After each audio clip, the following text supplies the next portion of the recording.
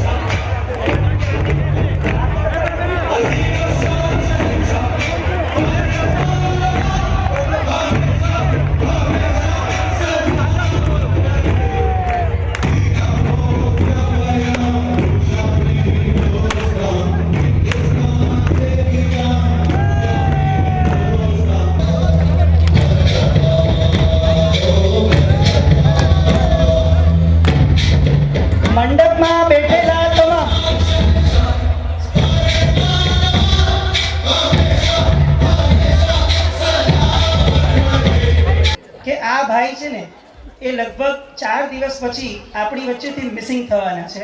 એટલે 4 દિવસમાં જેટલું જોવાય એટલું એને જોઈ લેજો. કારણ કે પછી તમે જોશો તો ન આ હશે, ન આ હશે, ન આ હશે, જૈનમ હશે, પણ આ બધું પરિવર્તિત હશે. એટલે આવી રીતે જૈનમને જેટલો જોવાય એટલો ધરાઈ અને આ 4 દિવસમાં જોઈ લેજો. પંકિમભાઈ અરવિંદભાઈ ગોરા, બતાવો. હા, જરાક તમે હવે સેલિબ્રિટી ગણાવો ભાઈ, વોટ્સએપ પર આવો. ચાલો પંકિમભાઈ માટે એકવાર. હા,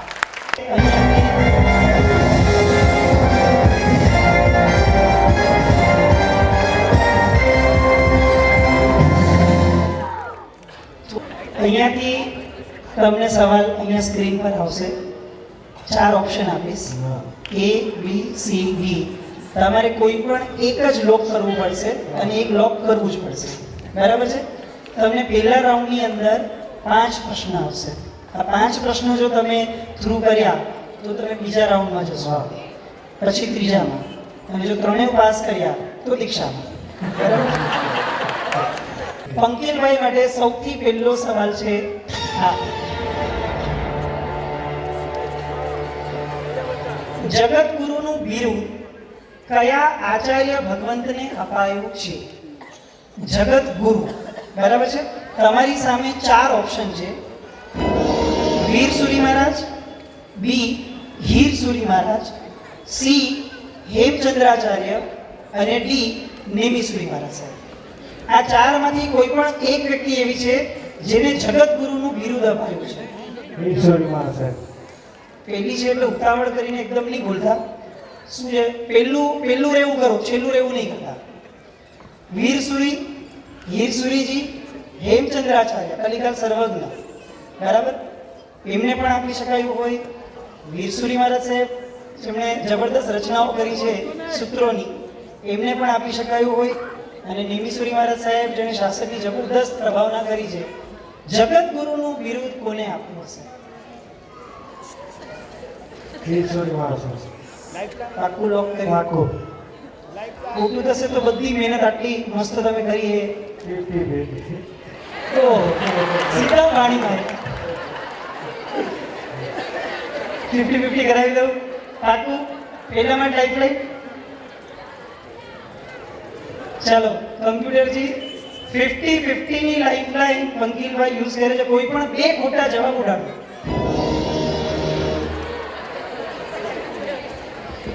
હવે 2 છે.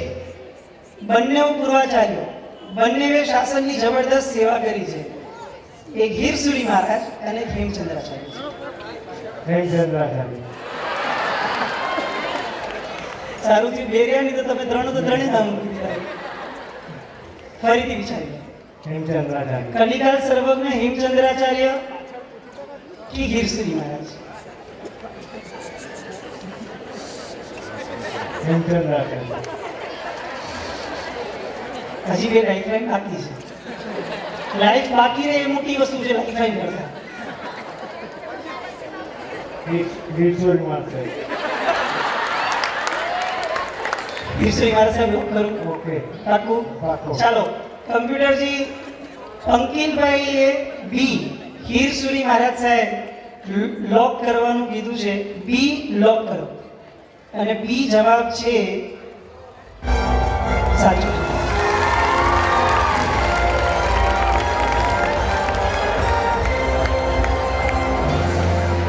Very good. ધર્મિષ્ઠાબેન જયેશભાઈ શાહ, દીક્ષાર્થીના કાકી. ચાલો ધર્મિષ્ઠાબેન પ્રણામ. સવાલ શરૂ કરું.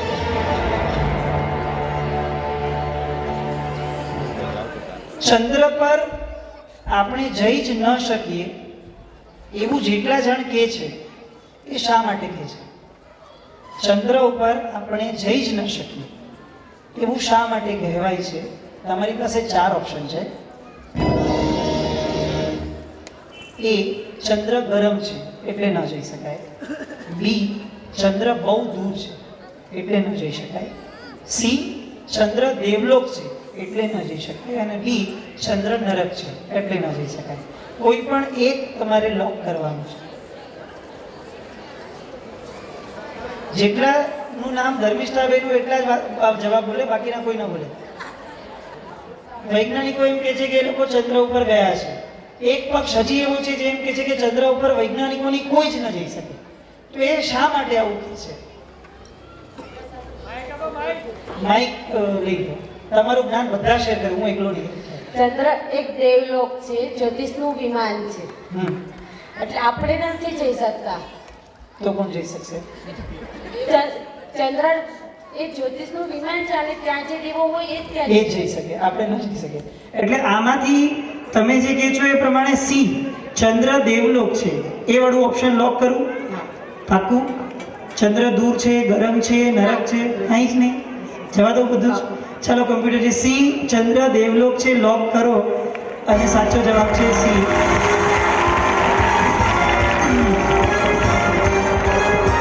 નાસાએ એવો દાવો કર્યો હતો કે અમે ચંદ્ર ઉપર ગયા હતા, એના લગભગ 8 કે 9 વર્ષ કે 10 વર્ષ પછીથી સાગરજી મહારાજને જ્યારે આ વાતની ખ્યાલ આવી ત્યારે એમણે જંબુદ્વીપ, પાલિતાણામાં કેટલા જણ ગયા છે, એ જંબુદ્વીપની આખી એક રચના કરી, આખી ભૂગોળ, જૈન ભૂગોળ આખી એમણે ત્યાં પ્રેક્ટિકલી મૂકી છે. નાસાના ઘણા બધા વૈજ્ઞાનિકો સાગરજી મહારાજ સાથે ચર્ચા કરી ગયા હતા. અત્યારે પણ આ લોકોની ચળવળને કારણે જયેન્દ્રભાઈ, જે એમના સૂત્રધાર હતા એ સમયે, એમણે નાસામાં પર્સનલી ત્યાંના સાયન્ટિસ્ટ જે લોકો હતા એ લોકો સાથે ડિબેટ કરી અંતે એ લોકોએ પોતે એક પુસ્તક બહાર પાડ્યું છે. આપણે જેટલા બાળકોને સ્કૂલમાં ભણાવીએ છીએ ને કે ચંદ્ર ઉપર નીલ આર્મસ્ટ્રોંગ પહેલા ગયો હતો, એ લોકોને એક બુક બીજી વંચાવજો, we never went to moon. Yes, એક મૂવી પણ આવેલી છે, યુટ્યુબ પર મળી જશે તમને. We never went to moon આ બહાર પાડી છે. રશિયાનો જે વ્યક્તિ ઉપર ચંદ્ર ઉપર ગયો હતો એવો જેને દાવો કર્યો એ જ બહાર પાડે છે કે અમે અમેરિકાના નેવાડાના રણ પ્રદેશમાં અમે લોકોએ આખું શૂટિંગ કર્યું હતું અને અમે દેખાડેલું દુનિયાને કે અમે ચંદ્ર ઉપર ગયા હતા. ચંદ્ર ઉપર કોઈ પણ વ્યક્તિ કોઈ કાળે જઈ જ ન શકે. મનુષ્ય દેવલોકમાં ન જઈ શકે, અવકાશમાં જઈ શકે. એટલે પૃથ્વી અને દેવલોક વચ્ચેનો જે સ્પેસ છે એ સ્પેસમાં આપણે જઈ શકીએ, પણ દેવલોકમાં જીવતે જીવત ન જઈ શકે. જે જાય એને શું કહેવાય? સ્વર્ગવાસી. બરાબર છે? એ પાછો આવે ના આવે. એટલે ચંદ્ર ઉપર ક્યારે પણ કોઈ પણ વ્યક્તિ જઈ ન શકે. ધર્મિષ્ઠાબેન, ખૂબ ખૂબ ધન્યવાદ. બે પ્રતિક્રમણની અંદરની ઈઝી ક્વેશ્ચન છે. આચાર્યના 36 ગુણ કયા સૂત્રમાં આવે? સૂત્રનું નામ.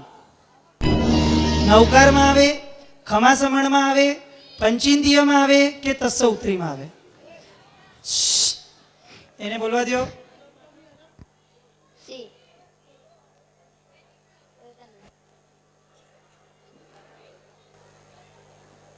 આ આખા દિવસમાં સ્થિરાસને કેટલી વાર બેસતો હોય છે?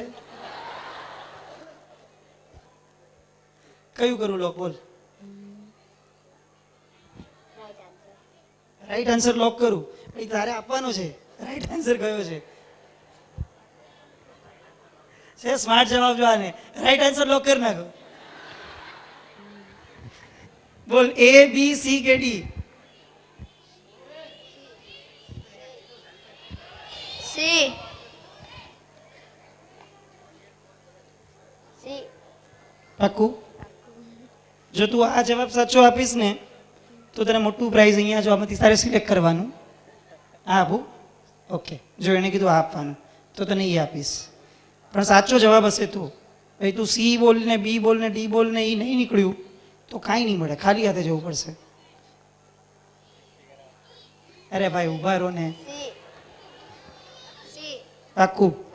આચાર્યના 36 ગુણ ખમાસમણમાં ના આવે? તસ્સૌત્રીમાં તો એવું જ આવતું હશે ને? નહીં. સી લોક કરી દઉં? પાક્કું?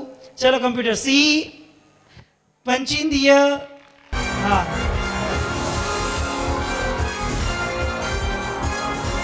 એમના પપ્પા સંજયભાઈ પધારો. તમારા હાથેથી પેલું અપાવું, બીજા રાઉન્ડમાં પહોંચ્યો તો મમ્મીના હાથે અપાવીશ, અને ત્રીજા રાઉન્ડમાં પહોંચશે તો જૈનભાઈ સાથે મોકલી દઈશ. ધન્યવાદ. આપણા સ્ટેજ ઉપરથી આજના શોમાં ફર્સ્ટ કન્ટેસ્ટન્ટ જેણે 5 સવાલના સળંગ ભલે ગમે તેવી રીતે પણ જવાબ સાચા આપ્યા. ઓડિયન્સે જજ કરવાનું છે અમારી સાથે કે 5 માંથી પહેલું બઝર કોણે દબાવ્યું. બરાબર. તમને અહીંયાથી મ્યુઝિક રાઉન્ડમાં તમને અહીંયાથી વાંધો નથી 5 સ્તવન કેશિયોના મ્યુઝિકમાં સંભળાવવામાં આવશે. 5 લાઈનથી સ્તવનો આવશે. તમે રમો નહીં. હા. અને તમારે આ 5 સ્તવનની બીજી લાઈન બોલવાની છે. અજય પાટી લાઈનથી. બહુ જ સિમ્પલ છે. ચલો મ્યુઝિક. આ સ્ક્રીન. હા ઓકે. મ્યુઝિક સ્ટાર્ટ કરો. ભાઈ એને સ્ક્રીન દેખાય એટલું કરો. હા આખું સાંભળીને પછી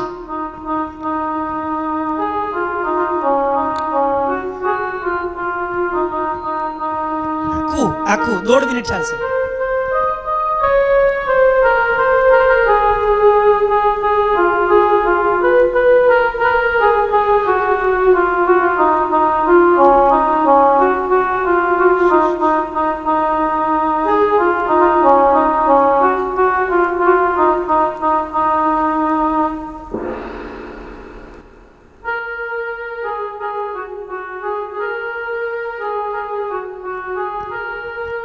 જે લોકો ઊભા નથી અને બધાને અફસોસ થશે. એટલા સિમ્પલ ગીતો છે. હજી ગીત જ બાકી છે.